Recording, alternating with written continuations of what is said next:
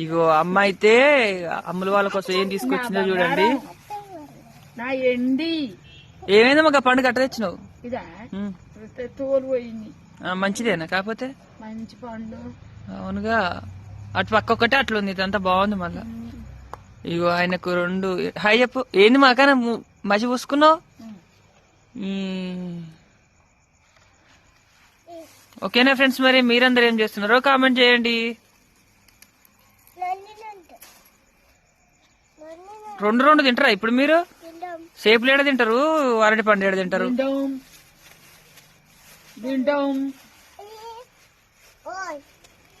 Bapamma ఇడ్జుడు hi పెంచాను.